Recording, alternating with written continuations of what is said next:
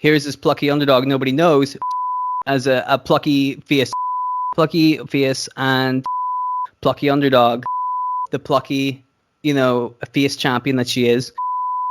You are loving the word plucky today. Hey, I mean, I didn't think I would, but when you start like talking about describing a typical baby face like that, the word plucky is a good word for it. Yeah. It's a fucking godsend. It is so good.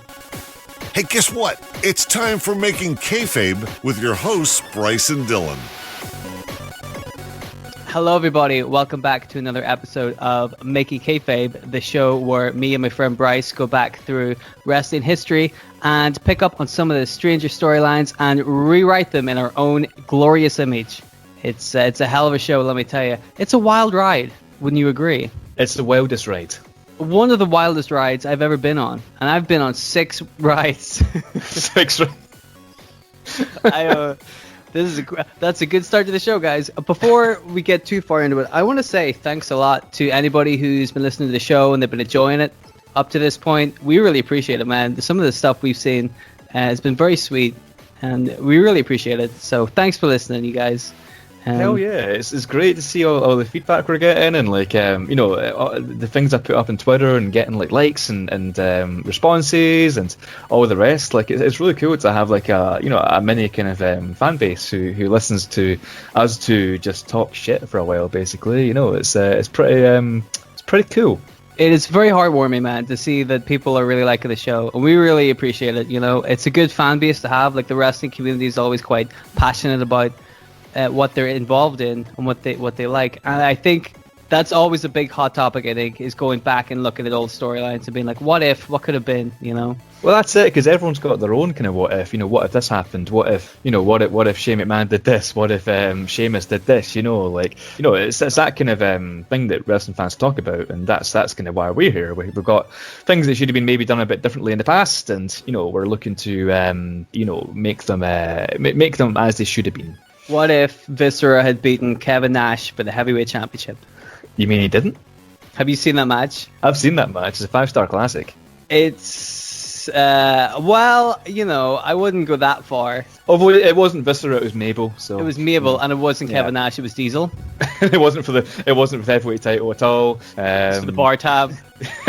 And Kevin Nash he really like gets a bar tab, if you know what I'm talking about. He loves a good drink. I know what you're talking about. He's a big man. He is a big, but then, Mabel is a big man, I suppose, as well. He could probably in a different way. I think he could put a couple of beers away, you know what I mean? I'm sure he can. Well, yeah. He can, but... Yeah. He looks like the type. Yeah. I don't know what that means. This episode is not about Kevin Nash or Viscera. No. Good God. Well, the next one I do is going to be about how Mabel beats Kevin Nash. I don't want to spoil it too much because it's going to be really, really involved. But he wins the belt and then holds it for 2,000 days. We can't give away the Viscera payoff so soon. Yeah. Well, that's like 1,000 listeners kind of thing. That's like way, way, way in the future. Well, we have lots of storylines involving Viscera. Yeah. Season 8 is going to be all Viscera. Yes. Yeah. It's just wall to wall Viscera. Week 1's going to be Big Daddy V. Week 2 is going to be Mabel. Week 3 is going to be Viscera. Week 4 is going to be Viscera again, but Viscera, yeah. But you're going to do it this time, and yeah. But we just go back and forth. We're losing viewers just by the second here. Like. What if Vince McMahon's illegitimate son, right now, hear me out, was Viscera? What if, instead of Kurt Angle turning his back on WCW in the WWF Invasion Survivor Series, it was Viscera? CM Punk was on a hell of a run, and he got beaten by The Rock, of course, at I think the Royal Rumble. But how about this? Instead of The Rock, wait, was Viscera dead by that point? I don't know. Oh, oops. I don't know. He died like 2015 or something. I don't know. But we're not here to talk about. I'm always here to talk about Viscera, but we're not here to talk about Viscera today. I'm not here to talk about Viscera. I have another storyline for you, Bryce. Would you like to hear it? I would love to hear your storyline. What do you got? He died in 2014, by the way. Oh, and when did Punk, that would have been 2013 that Punk lost the belt to The Rock, right? No, way later. No, it was 2000. He won it in 2011. No, you're right, actually. Yeah, he No, would have you're right. lost it in 2013, yeah. There you go. Because he left in 2014, I think. Yeah. I'm a big CM Punk fan. We both are. He's fucking... Yeah. Anyway, we're not here to talk about CM Punk. What are we here to talk about? What are we doing today? Well, let me tell you this, Bryce. You know, there's a new company on the scene called All Elite Wrestling. They've been around for almost a year as a TV show. It's almost been a full year, I think. I think it started in October. That's right. Of 2019. We are now currently, as of this recording, in 2020. We are. What a year it's been. And, you know, people have been taken to All Elite Wrestling. It's got some good wrestlers in it, got some good stuff going on. But I think one thing that I feel like almost everybody who pays attention to All Elite Wrestling can agree on is that their women's division seems a little bit lacking in the storytelling and the creativity department. Like, they have great women on their roster, but they don't seem to have the same kind of TV time or attention to their storylines that a lot of the men do. And I feel like that's a shame. I love the women's division in any company if they can make it work. And, you know, it's a shame to see talented people just not being used correctly or given the right time. And I would like to come up with maybe a little storyline that could change people's opinions on All Elite Wrestling and its women's division had they maybe gone with this to begin with. I'm interested to see where you go with this, because I think you're right in saying that they've not used their women's division as well as they could have, but there is still good matches. I mean, we're talking now just after All Out, which was maybe 2 weeks ago. All Out was 2 weeks ago now, and it had Thunder Rosa and Hikaru Shida, which was a really good match. And then kind of on Dynamite the week before that, it was Thunder Rosa and Serena Deeb, and like they've had loads, and like Penelope Ford and Hikaru Shida I think was a match as well, and just like they've had their fair share of good matches in the women's division, but like you say, it's not got as much of a spotlight as it could have, other than Britt Baker, you know, who's obviously brilliant and charismatic and all the rest, but she seems to be the only one that's actually getting a fair spotlight. So, you know, I'm interested to see kind of where you go with this, and I'll stop waffling and let you take lead on this. Well, here's the thing. Just to go back to the little point you made, you know, Britt Baker gets a lot of TV time. Brandy Rhodes also gets a lot of TV time, which I don't get, because I have nothing against Brandy Rhodes, but Britt Baker is involved in the women's division. It makes sense to give her TV time, and it feels like they're pushing her to be a mainstay in their division, which is a good idea. But Brandy Rhodes gets a lot of TV time, despite the fact that she's more like a manager. But she always ends up getting on TV. I think for her it's like come hell or high water, Brandy Rhodes will be on TV every week. Like, she will make an appearance, like right. And you know, I don't normally mind, but a lot of the time it does feel a little bit crowbarred in there. And you're like, you know, maybe develop some more storylines in that time. You know, they only have 2 hours a week to get the people over. Yeah. It's a limited amount of time, and they need to maximize their minutes more, as Jim Ross would say. Yeah. So let me throw you down some history first with All Elite Wrestling. So it was first introduced at the All Out pay-per-view. They had an All Out pay-per-view last year, August 31st, I believe, and the championship was revealed. And to go along with that, they also revealed that they were going to figure out the first female women's women's champion. The first male women's champion, like Viscera. They on the first episode of Dynamite, they would decide who the women's champion was going to be. So to get there, we needed some competitors, and to do that, they had a women's battle royale with whoever the winner of that would go into the match for the championship, and the other woman would be decided between a match with Riho and Hikaru Shida. So whoever won that match went on to the qualifying match for the championship. I always thought this was very strange. Why would they have like a one-on-one match with two people to qualify for the match for the championship, and then on the flip side, everybody else in the one match qualify for that championship match? That doesn't make any sense to me. Already it's very weird, yeah. Yes. So I'll give me time and I'll explain that a little bit. Also strange that Riho and Hikaru Shida would be the two that would be in the one-on-one match. And they're both very talented women, but over here, you know, in the West, they don't have as much TV time and as much prominence as some other wrestlers that All Elite Wrestling would have access to, that would be more familiar to American audiences, that people could get behind. You know, I think that's also a little missing trick. You need to introduce these people, and you need to give them build and steam and reasons for people to buy into them and believe into them, so that by the time they get into a championship match, people are on board. But if you just bring in people with no introduction and no storyline and no anything, it's hard to get invested with them, especially if those people are people from another country who everybody else is just unfamiliar with. You know, that will be addressed in a little second. Riho won the match against Hikaru Shida to cement her place in the match.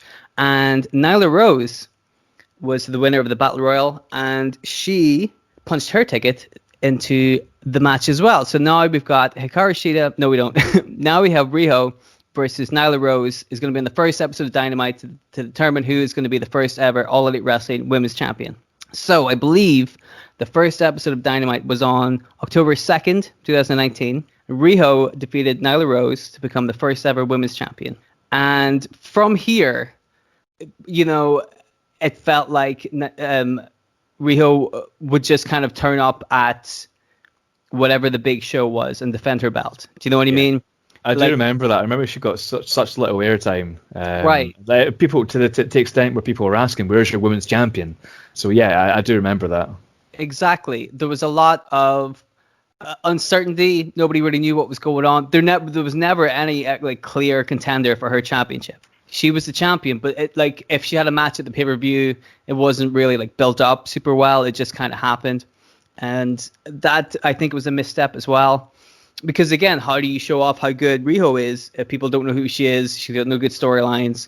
You know, it's hard to build a champion. You can't just give somebody the belt. You need to have a little bit more substance in that. So, after holding the belt for a little while, on the February 12th episode of Dynamite, February 12th, 2020, there was a rematch from the original fight to see who would be the women's champion. Nyla Rose against Riho. Nyla Rose wins, so she is the second ever All Elite Wrestling Women's Champion. But again, there's no like real build up to this match. There's no story. You know, like there's a story to be told that it's a rematch from the first match to determine who the champion was going to be. They could have like a couple of weeks underneath that, fanned the flames. It could have worked, but again, a little fanfare. And Nyla Rose is just a champion. So Riho held the belt for 133 days before Nyla Rose was able to beat her. So Nyla Rose is now the champion. And again, not a whole lot of stuff happened. And there's, again, potential for storylines right there. Nyla Rose is bigger than the majority of a lot of the other women on the roster. So you can have that cool dynamic. We all remember Awesome Kong versus Gail Kim. That kind of dynamic can work out perfectly if you have the right baby face and the right heel and, you know, the dominating monster versus this plucky underdog. But again, that storyline just didn't happen. And it turns out that at the Double or Nothing pay-per-view on May 23rd, Nyla Rose lost her championship to Hikaru Shida. She held the belt for 101 days and did pretty much exactly the same as Riho did, which, you know, wasn't a whole lot. So that's pretty much the history right now. Hikaru Shida is currently the All Elite Wrestling Women's Champion. So that's the history. That's the backstory. You were all caught up. Yeah. Is there anything you want to ask so far? No, you're spot on. Like the last defense she had was like it was said All Out against Thunder Rosa, and there's that's pretty much the history of the division. There's only a year of the division, so it's not really a lot to recap. So that's it. Yeah. Okay, cool. So let's get into a little storyline, shall we? So we know that Nyla Rose is part of the All Elite Wrestling female roster. Riho part of the roster as well, but they also had Awesome Kong, who was around last year. And she left, I think, maybe about February, March of this year to go and film another series of Glow. Do you know, I totally forgot she was there. She was with Brandy Rhodes, right? Yes. I completely forgot they had Awesome Kong. Excellent, because that'll play perfectly into this following storyline. See how I did that? We are good. That's chemistry right there. We are fucking good at this. So they have Awesome Kong on their roster. Now, I know that, like I said, she went to film Glow in about March of this year, 2020. But we'll get to that. So right now you want to focus on 3 women: Awesome Kong, Riho, and Nyla Rose. Okay? All right. There we go. So first of all, right off the bat, I would make Awesome Kong the champion, because Awesome Kong, number one, is well known in America and in the UK. She has plenty of TV exposure for me on TNA and briefly in WWE. But people know her. They know that she can work. They know that she's a good hand to have in your company. She's a reliable champion. She's put on great matches in the past. That all points to that's a credible champion right there. Similar to the way they made Chris Jericho the first champion, the first heavyweight champion of All Elite Wrestling. There's a guy with a name value and pedigree. People know him, but they know he can do the job as well. Mm-hmm. Safe hand to have as first champion. That's what I would do here. Have somebody like Awesome Kong, okay? And also that Awesome Kong being the champion, like she looks like a champion. She looks like it's going to be really hard to take the belt off her. Mm. That's good. There we go. We've got a legitimate looking champion. So what I would do is, instead of having that complicated battle royale plus a singles match, a contrived storyline to try and get to the women's championship match, I would just have it a battle royal, and the last 2 competitors in the battle royal go on later on to have a one-on-one match, right, with the championship. That doesn't make it's a little simpler, but it makes more sense, right? Yeah, it does. Yeah, because it's a one-on-one match. It's every single participant is in the battle royale, and then it's fair because the last 2 go on to fight each other for the championship. So that makes a lot of sense. Yeah. Exactly. So the last 2 people in the ring, you've got Awesome Kong, you've got Riho. Awesome Kong looks great because she's bigger than everybody else. She's just throwing them out of the ring. But Riho looks good because here's this plucky underdog nobody knows, but she manages to survive through the battle royal, doesn't get eliminated by Awesome Kong. She's showing a bit of fight in her, and now you've got that kind of big woman, little woman kind of, how's it going to go? Riho is the underdog. Awesome Kong is a very confident kind of heel going into the match. And then we would have the match, first episode of Dynamite. I would have Awesome Kong win. It's not a squash match by any means. Riho puts up a good fight. But in the end, Awesome Kong's just too much. She just overpowers Riho. That's just the way you would expect it to go. Yeah. Awesome Kong is your first champion, okay? From here, you have Awesome Kong ripping through everybody else on the roster. Save for 2 people, okay? So she's, that's when you got your Britt Bakers, your Chris Statlanders, your Brandy Rhodes, people like that. She's got to get her TV time. She's got to get her stuff in, Awesome Kong, they all want a shot. Awesome Kong is just knocking everybody over because that's what she does.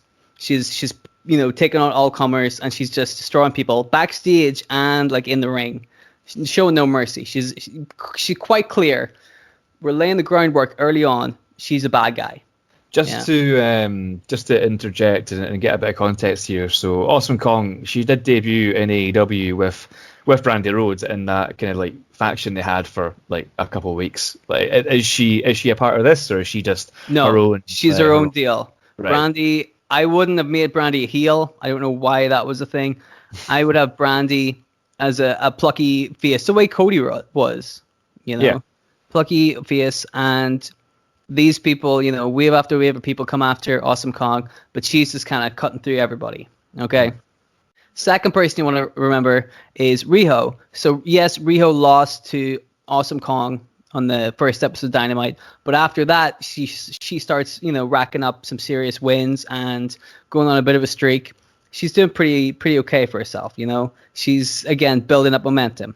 And the third person you want to remember is Nyla Rose, and she is being kept separate from Awesome Kong and from Riho.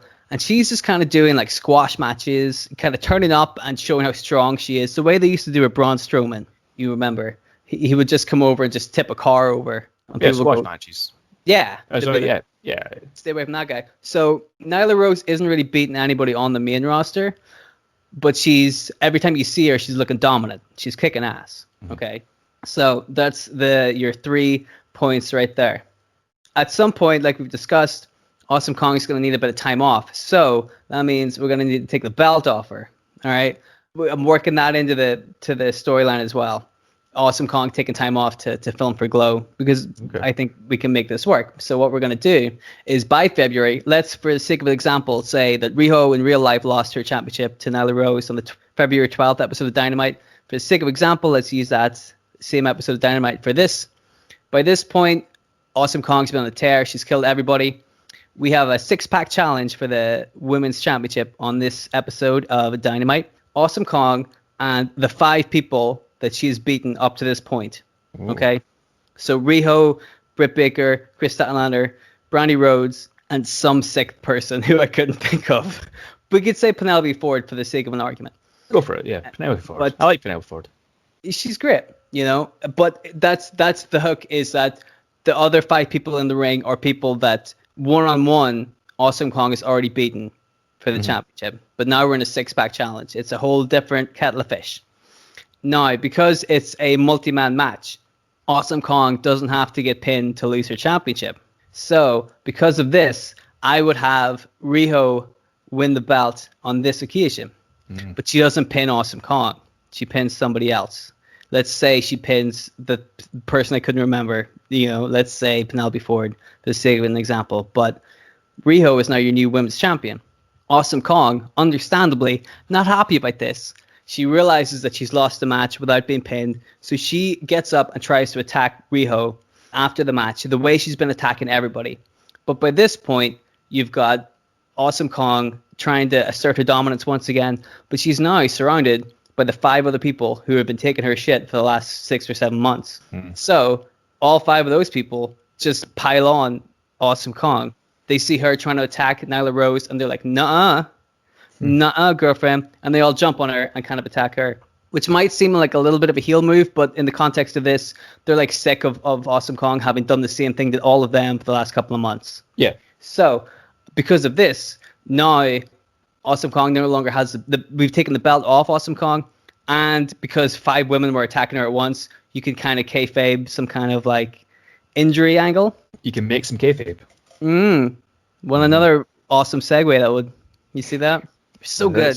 Segueing from the podcast into the podcast. Into the podcast. Unbelievable. So that would give Awesome Kong a little bit of time off to film Glow. But at the same time, having built her up to look pretty fucking good. And now you've got a new champion in Riho, plucky underdog, who people are starting to get behind. Okay? So from here, you'll notice Nyla Rose wasn't in that 6-pack challenge. By this point, we've had months of her doing her squash matches and, you know, seeming like a legitimate threat. And now that Awesome Kong isn't in the picture, it's the perfect time for Nyla Rose to strike. You see, whenever Nyla Rose and Awesome Kong are in the same locker room, Nyla Rose is the second biggest woman in that locker room. But when Awesome Kong leaves, Nyla Rose is the biggest woman in that locker room. So she suddenly straight up attacks Riho. She's like, I'm the next in line because I've beaten so many people. I have a great win-loss record. Despite the fact that they may be jobbers, she has a great win-loss record. Hasn't been beaten so far. So Riho, the plucky, you know, face champion that she is, doesn't back down from a fight. And she's like, that's fine. Let's have a little fight. You are loving the word plucky today. Hey, I mean, I didn't think I would, but when you start like talking about describing a typical baby face like that, the word plucky, plucky is a good word for it. Yeah. It's a fucking godsend. It is so good.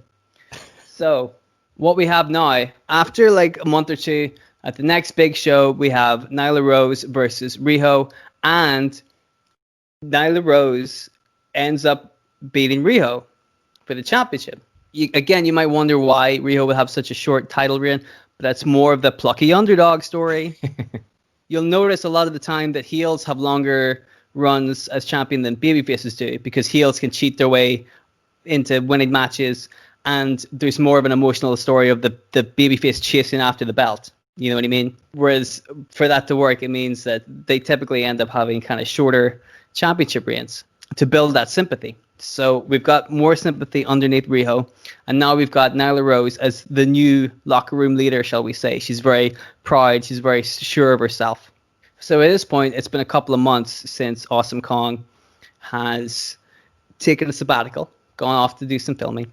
And at some point, not so long after this, maybe like a month later, Awesome Kong returns. You would imagine after her coming back, she would want to go straight for her championship. But instead of that, Awesome Kong starts to go after all the women who beat her up to begin with. She's not happy about this. She's vindictive. Okay. So from here, now this is a little like choose your own adventure storyline. From here, you can turn either Nyla Rose or Awesome Kong like heel or babyface. Okay? Because Kong has a legitimate reason for coming back and wanting revenge. It's because they all beat her up. She also lost her championship without being pinned, so she can claim that if she wanted to go down the babyface route. You see? Whereas Nyla Rose has plenty of mileage behind her as a heel champion, so she can continue to heel it up. Or, if you needed to, she could become the face by having Awesome Kong trying to intimidate Nyla Rose not being afraid and not backing down.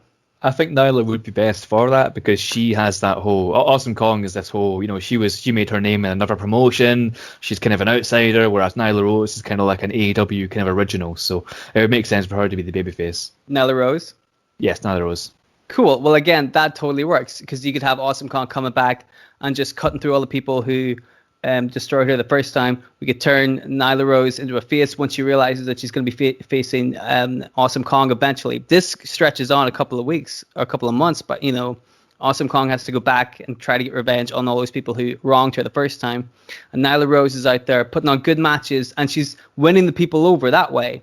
At first they don't like her attitude, but then she starts to get more over with the crowd. They start to see her. They start to present her as a All Elite Wrestling original, and that starts to get people behind her. Then she's charismatic. She's got cool moves as well, and she's got all the makings of a good babyface for sure. Exactly. So she could work the crowd into like being on her side, and so we could have this big fight. But by now, we haven't seen Nyla Rose or Awesome Kong fight at all. And by this point in the storyline, after Awesome Kong comes back, she fights through all the other women. By the time it ends up for her getting her match against Nyla Rose to get her championship back, we're probably about a year after All Elite Wrestling started. It's like a year-long storyline. So we are basically in the present day. Yeah. So like say, we could have done this for perfect example. You said the last pay-per-view was 2 weeks ago. Well, that would have been perfect. Imagine by that point, now we have Nyla Rose versus Awesome Kong. They haven't touched for 9-10 months. Both have been big presence around the All Elite Wrestling locker room and in their division, have been very dominant, but not once have these two women fought yet. So therefore, we now have credible champions. We have big imposing threats into the women's division. We have a match that's been built up for months with anticipation. You've got your clear All Elite Wrestling original in Nyla Rose. You've got your veteran Awesome Kong. You want to see these two fight by now. So there you go. If you do that, now you've got 3 stars. Awesome Kong was always a star anyway, but now you can use her to keep the roster going. You could have Nyla Rose going over Awesome Kong. That's going to be a huge boost to Nyla Rose. Going to make her look like $1 million after Awesome Kong is just tore through the roster. So they're both sweet. You've also got Riho, who is still the plucky underdog, who is still out there doing her best and gunning for her chance to get that championship back. And that way you've made 3 stars in your women's division with storylines and build and anticipation. There you go. I like it. Thank you. I like it. I like how you incorporated Awesome Kong kind of going to Glow because going to record her season of Glow or whatever it was because that's kind of what we do here at Making Kayfabe. We try to keep it as close to real life as possible because it would be easy to say wouldn't it be cool if AJ Styles and Steve Austin main evented WrestleMania in 2001? Like it'd be crazy.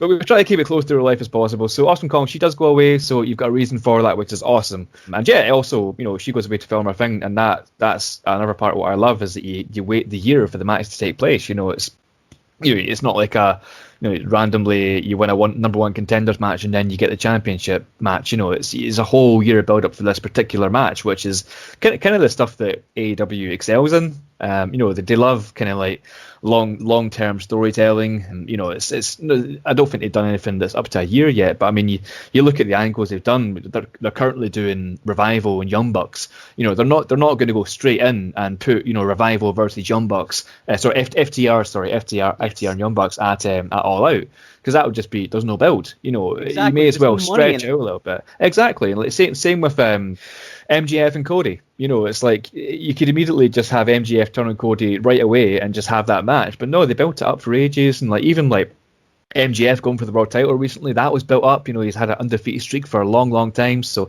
AEW really excel with that stuff, and I just properly, they love storytelling, but I wish they did that more with the women. So I'm totally behind the storyline you've got here, and I think Nyla Rose and Awesome Kong are the two main ones. It's got that kind of unstoppable, what is it, immovable object versus unstoppable force kind of thing going with it as well, and they could probably put on a hell of a good match as well, because Awesome Kong could carry the less experienced Nyla Rose into a good match. So and it would draw, people would want to see that match rather than just a women's match that's kind of thrown together in the space of 2 weeks. So big fan. Exactly, man. If they built it up right, people would really want to see it. But if you just like a week before your pay-per-view, if you just go, oh, this week we're going to have Nyla Rose versus Awesome Kong, you're going to be like, well, it'll be good, but it would have been nice to have a little bit more storyline to it and build, Yeah. But anyway, so that's my storyline. Thank you very much. That's the first time we've done something that's not WWE /F. It's something we should. It's been interesting to see if people are actually keen on that. If they want to hear more of, maybe going back to AEW, for example, or going back even further to ECW or WCW, or back into the early Attitude Era, that kind of stuff.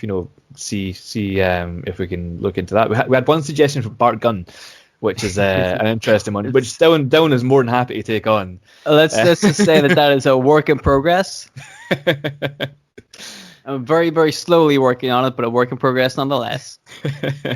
Also, if All Elite Wrestling want to hire me to be a booker or a writer, I am available, but my rates are very high. That's it. This could be this is a great entry in your CV. If they are yeah. But that's the thing. AEW don't have a writing team. They don't have someone who specifically writes storylines. I think it's all in Tony Khan's head pretty much, and he forgot about the women's division. And he forgot all about the women's division. But I don't know. I don't know who's to blame for that. Obviously, maybe Khan's a little bit to blame for it, but I mean, I remember when AEW first started, Kenny Omega was going to be the one that is kind of behind the women's division and, in charge of, getting them on TV more. So I don't know if maybe something changed in the backstage, but maybe it did. But yeah, one year into AEW, and there's not too many well-established female superstars. Like we said at the start, you've got Britt Baker, who's established. You've got Hikaru Shida to an extent. Riho's kind of disappeared. I don't know where she's went. But yeah, there's not many others that I can think of that you could say are, well established in that women's division. So yeah, these are the kind of storylines we need to make that happen. And yeah, AEW should definitely do more of that. Right. Like you said with Thunder Rosa coming in, Thunder Rosa is a girl who was on NWA, and I believe she was on Lucha Underground as well. She was in Lucha Underground, and so I was actually shocked by how good she was, because in really Lucha Underground she wasn't that good. She was, I think she was a year into her career or something. She was very, very, very noticeably green. But you see her in NWA and you see her in AEW, and she's massively improved in the space of 3 or 4 years. It's actually insane how good she's got, and she's awesome. She's really good in the NWA, but it's just strange that this might be one of the more interesting storylines in the women's division that AEW put on in a long time, and it happened with somebody who wasn't even on the roster, coming up with a scenario that just kind of happened to pan out 2 or 3 weeks before that. You know what I mean? That was it. There was no long-term storytelling with that either. It was just suddenly here's Thunder Rosa. Hikaru Shida needs a challenger. It's not like there's a pecking order. The AEW uses rankings, right? If Thunder Rosa wasn't on those rankings, so why does she get the match? Yeah, but like it's somebody that came outside of AEW and it got them buzz. I was interested in that match. Yeah, really interested. So like, why can't they kind of put that same care and attention to the people they already have on their roster? Yeah, but I wouldn't even say that's care and attention. That's just a big name, a big name coming in. That's what's made the hype there. AEW haven't made much of that hype themselves. It just happens to be because the prospect of an interpromotional kind of match, which it doesn't happen too often anywhere. That's what kind of causes the intrigue there. It's not anything that AEW kind of manufacture themselves. It's exactly. That's part of the problem. They just need to put a little bit more attention into their ladies, I think, into their female division. And I think they can. I think they've got talented people, and it can work out if they just put a little bit more care and attention. But we'll wait and see. I mean, if Awesome Kong turns up again and just starts doing exactly what I said, then then I won't even be mad because I'm like, at least they're doing something good. Yeah, exactly. There you go. Is there anything else you want to say about this one, or would you like to do a little bit of Kayfabe Tombola? Oh my goodness. There's nothing else I want to say, but I am terrified of going into Kayfabe Tombola. I'm very rusty. You should be. Oh my god, what do you got for me? Like, I wrote up a couple of new Kayfabe Tombola scenarios while I was writing this. So these are brand new, right out of the box, and I'm looking forward to seeing how you can do this. So what we're gonna do is we're gonna play a little round of Kayfabe Tombola. What happens in this game, which I believe is probably the highlight. We're getting a lot of positive feedback about Kayfabe Tombola. People are loving the Kayfabe Tombola. Yeah. Can you blame them? We're two intelligent improvers. We're great on the I've never been as stressed in my life as I am when I'm doing Kayfabe Tombola. So I'm delighted they're liking it because it's hell for me. It's my favorite. I fucking love it. I just love because you never know what's gonna happen. I love putting the pieces together like that. It's exactly wonderful. Yeah. So what we do is I have a list of wrestlers and I have a list of scenarios. The wrestlers are labeled A to D, and the scenarios are labeled 1 to 4. Bryce is gonna pick a letter and a number, and we're gonna see what wrestler he has selected and what scenario he has to make sense with that wrestler. And he'll have 1 minute to, on the fly, come up with a fun new kayfabe scenario for that wrestler. So, Bryce, are you ready? Nope. Would you like to pick tough, we're doing it. Would you like to pick a letter and then a number? Give me C. Give me C4. C4. Oh, what an explosive choice. Hey. There we go.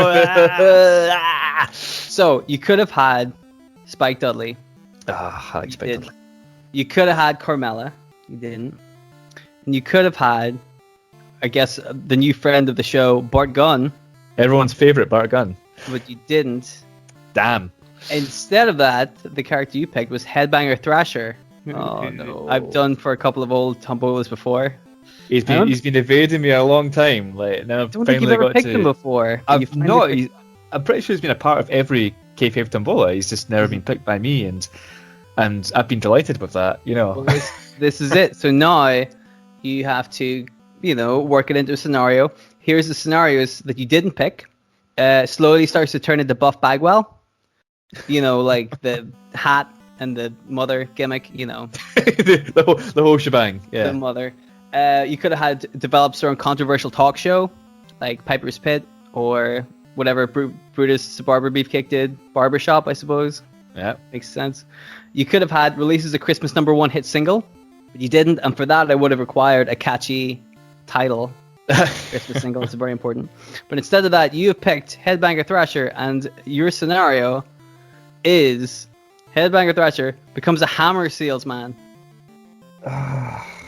Which, this is between me and Bryce, but there's an in-joke between Bart Gunn becoming a hammer salesman, and you were so close to picking Bart Gunn. I could have done a whole hour on Bart Gunn being a hammer salesman. Well, but... now you have to do it for Headbanger Thrasher instead. Oh, So, man. are you ready? No.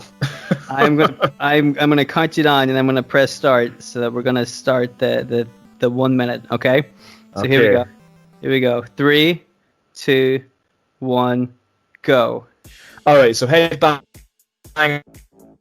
Mosh are the Headbangers as a collective tag team, right? And everyone thinks that the Headbangers the reason they're called the Headbangers is because they like heavy metal music. You know, they listen to all these heavy metal bands, but the actual reason they're called the Headbangers is because they bang people's heads with hammers. So, you know, that's their kind of gimmick. So they come out to the ring, you know, Triple H has his sledgehammer, but, you know, what's a sledgehammer compared to two guys with two other hammers? You know, two hammers are better than one, as they say. That is what they say, isn't it, Dylan? Two hammers are better than one. So, yeah, and like with that as well, so they come to the ring and they've got a mascot as well, that's a hammerhead shark, because they love hammers so much. They have a hammerhead shark as their mascot, and they have it ends up in them having a hammer match against Triple H and MC Hammer, and as a special guest, and they have the ultimate hammer match, which results in the hammer bangers, okay. The hammer bangers winning the match. That's your time. The hammer bangers. That was really hard. I gotta say, I did like the way they were the headbangers, as in banging a hammer. That was very good. I was sticking to that as much as I could, because it's the only thing I thought of. I was going all the melons for that, but yeah. It makes sense. It's perfect. You see that? There you go. I'm a hell of a writer, you know. That was never in debate, my friend. So is that like, you know, now that I've picked Headbanger Thrasher, do I never have to ever hear of him again? Well, it depends, man. Do you want to see Headbanger Thrasher back again? Nope. Okay, well, I don't want to spoil anything, but all of your picks for next time will be Headbanger Thrasher. All right. I'll take Bart Gunn over Headbanger Thrasher. Well, we'll see. You won't be saying that next time. Let me tell you. Oh, geez. There we go. That's the show, right? We did pretty good. That's the show. That is episode 10 of Making Kayfabe. Season 2, episode 2 kind of thing going on there. Let's say episode 2 of season 2. We want to thank everybody for listening. We really appreciate it. Make sure to check us out on Twitter at Making Kayfabe to send us any kind of feedback you have, or give us some suggestions for Kayfabe Tombola if you're fed up of hearing about Headbanger Thrasher, which I take offense to, because he's one of the best members of the Headbangers. The Hammer Bangers. Yeah. I think you'll find they're called the Hammer Bangers. The Hammer Bangers. They bang hammers. Bang hammers. See, we got there in the end.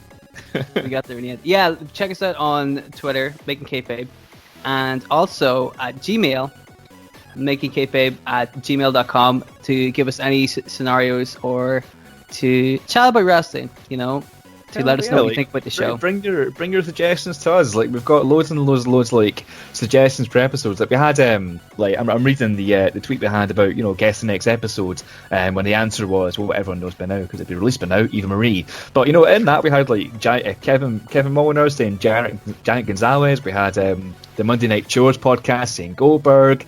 Andy McEwen saying the Great Khali, Cara Wands throwing in a few picks there as well, and Scott Evans, and like so many of these people is coming up with awesome storylines which we could use in the future, and like, you know, we're happy to do that. We're happy to go ahead, and like I said, like for the Vince McMahon episode, like that was partly inspired by you know, one of the guys on Twitter as well with the Ken Kennedy aspect. So like, yeah, fire storylines at us, and no, we'll do what we can. Well, yeah, just throw us some scenarios, and you know, we'll see what makes us like the most interested. Sometimes you'll see a storyline, you're like, I can make something out of that, you know. But it's also good to have that kind of outside influence as well, because you know, we know what we want to change, but it would be good for other people to suggest some stuff, because we would be like, oh, I didn't even think of that. That would have been perfect, you know. Exactly. Tell us what you want to hear. But yeah, at Making Kayfabe on Twitter, makingkayfabe@gmail.com. Leave us a review. Please leave us a review on iTunes or Google Podcasts or whatever you use to listen to your podcasts. And I think that's pretty much it, Dylan, isn't it? I think so. Follow us on YouTube as well, and like us and subscribe, God, yeah. and all of that fun stuff that they tell you to do. Do you follow on YouTube or do you subscribe? You subscribe, I think. Follow us on YouTube anyway. Follow us and subscribe. Follow us on Twitter, subscribe to us on YouTube, and email us at gmail at Making Kayfabe. Yes. MakingKayfabe@gmail.com. Yes. I think we've covered it all. We plugged this shit to death. Yeah. Nobody listens to this bit. They've all tuned out by now. Anyway, thank you very much for listening, guys. We really appreciate it. And we will see you in the next episode. So take it easy. Cheers.